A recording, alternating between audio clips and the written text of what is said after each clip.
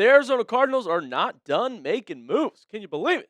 But they're not sleeping at the wheel. So welcome into Cardinals Today by Chat Sports. I am your host, Joey O'Donohue, and on today's show, we're going to talk about the three new signings that the Cardinals have made to this roster. I want to encourage everybody to hit that subscribe button if you are a Cardinals fan, because all of a sudden we are so close to 2,000 subscribers, folks. Just 13 people away, so join this family. I really want to blow this up and get a community of Cardinals fans to come together, interact in the comment section. You can be one of the first 2,000 subscribers of this channel. We've got plenty of channels here at Chat Sports that are at 100,000 subscribers. So the real ones that are watching right now, hit the sub button for free, and let's talk about the Arizona Cardinals' latest additions. This came in from Adam Schefter yesterday evening that the Cardinals signed former Patriots linebacker Jack Gibbons to a 2-year contract, and then former Bears defensive lineman Andrew Billings to a 1-year contract. So let's talk about the new players that the Cardinals are bringing in. We'll start with Jack Gibbons, the linebacker.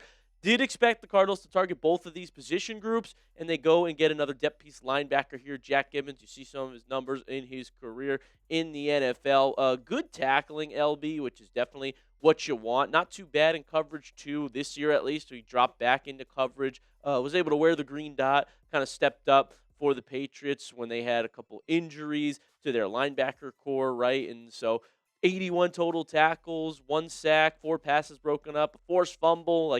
Again, Jack Gibbons is a piece that's not going to blow you away here.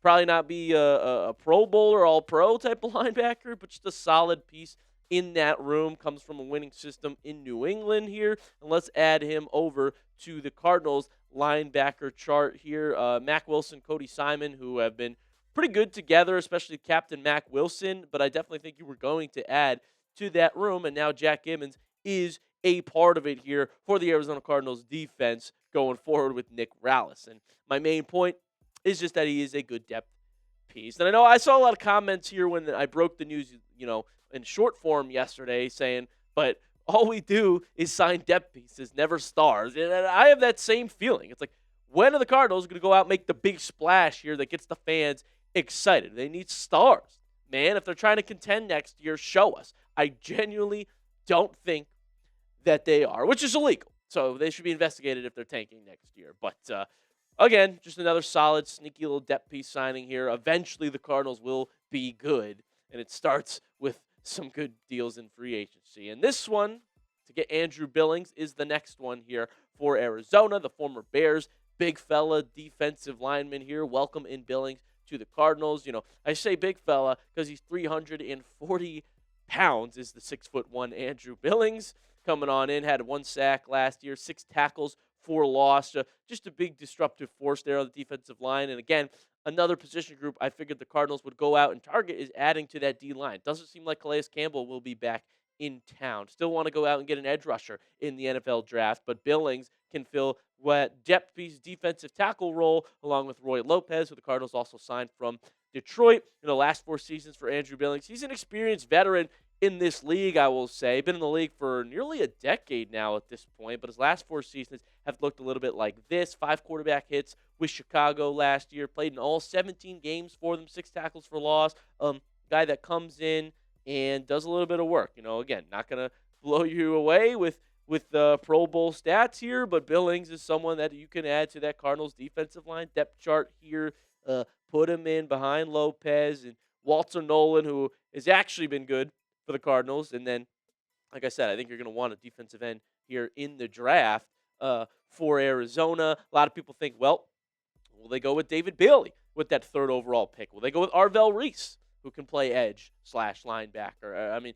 Where's Arizona going to get this? Or are they going to wait till late, early 2nd round or 3rd round to get their edge? That 3rd pick, a lot of buzz going in the draft on which way they will go. But I do think they get D-line here in a couple ways, shapes, and forms in this draft.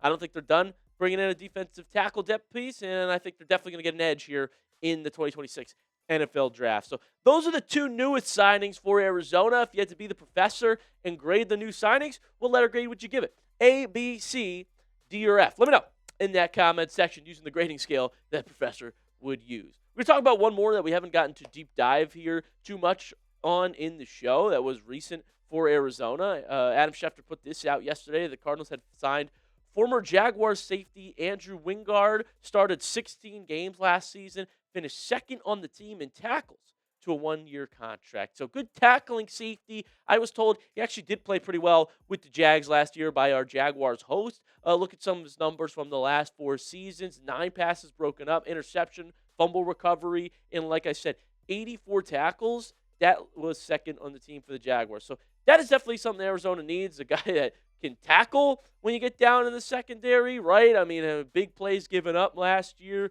Wingard is a nice piece. Only a 1-year deal, though, so it would be nice to maybe have him around for a couple more years. But he is someone that is going to be in Arizona. Look at some of their safeties now with losing Jalen Thompson, another position group I expected them to add. And so now bring on in Wingard here, probably play free safety for Arizona next year, and maybe they'll draft a replacement too, or think about re-signing him as the year starts to end. But couple good pieces here for Arizona. The Jaguars defense, by the way, really good last year, really solid. I don't think they get talked about enough for the job that they did. Here's some key metrics for you guys to see the part of the unit that Wingard was playing on. Opponent points per game, they were top 10 in the league with that, only giving up 20.2. Rush yards per game, too. They were the best rushing defense in the league. They really were. First in terms of rush yards per game, giving up 85.2. And as I said, Wingard, a bit of a part of that is he's a really good tackler. And then pass yards, right, opponent yards per pass, only 6.3. Fifth best in the league, okay? Teams are not getting deep shots across the Jaguars. You got to check it down because safeties are doing a pretty good job back there for them in the secondary. And so good defense that he's coming from. Can he bring that to Arizona? I really do hope so. I really do think so. Again, maybe not a piece that is going to have the Cardinals win the Super Bowl next year. I think it's a very solid signing. The Wingard one is one that I like probably most of all here of the ones we are talking about on today's show. And they're adding these sneaky good pieces, right? You're starting to build something up. It is the makings of a team that is, hey, last year wasn't good at all. Next year, if you're rolling with Jacoby Brissett and Gardner Minshew, well, probably not going to be great either. But you're at least starting to start getting something going here. And then if you can build that O-line, I think it's going to be faster than people think. If you could get some time to throw, to run the football, right? And, that's the main priority this offseason. Get that O-line going, build pieces across your needs on defense too, and then they'll have something flying here for Arizona in the desert. A recap of the moves that they have made. Got Chad Ryland back on a 1-year deal. Also Blake Gillikin, special teams sorted. Tyler Algier added to the running back room. I'm going to be honest, I don't really get what they're doing in the running back room either. I don't know if Algier's just the one and Connors is strong too. Seems like it's a running back by committee approach this year. No more Jeremiah Love at 3 rumors. It's really just going to rotate backs in here, go RBC while we build the O-line. And honestly, running backs as good as they are, or as talented as Jeremiah Love is, drafting a running back that high doesn't usually lead to wins. That's why they say don't draft the running back that high. But Jeremiah Love might be the best player in the class. I don't see them going that route anymore. Gardner Minshew, for some reason, on a 1-year deal worth up to $8 million to be the backup to Brissett. Okay. LJ Collier back in Arizona on a 1-year deal. Here's a good signing, though. Isaac Seumalo, a little bit older, but you got him for 3 years, $31 million. Like, that's really good value for one of the top guards on the market. Look at the guard market. I mean, Zion Johnson, the Chargers guard the Browns had signed, is getting way more than that. So, good signing here from Monti Ossenfort, finally. Also, Roy Lopez, as I mentioned, on a 2-year deal, comes over from Detroit, add to that D-line room, and is placed in as a starter for the time being. Kendrick Bourne, a pretty good, solid wide receiver 3 signing, too, if you ask me. 2 years, $11 million. Like, that's a good deal to get Bourne in there, who can flash at times. Matt Pryor in Arizona, too, on a 1-year deal. Bam Knight, too. I mentioned that running back room. They're just going running back by committee, clearly. And, I guess why not? Use your money, use your draft picks to build up the O-line.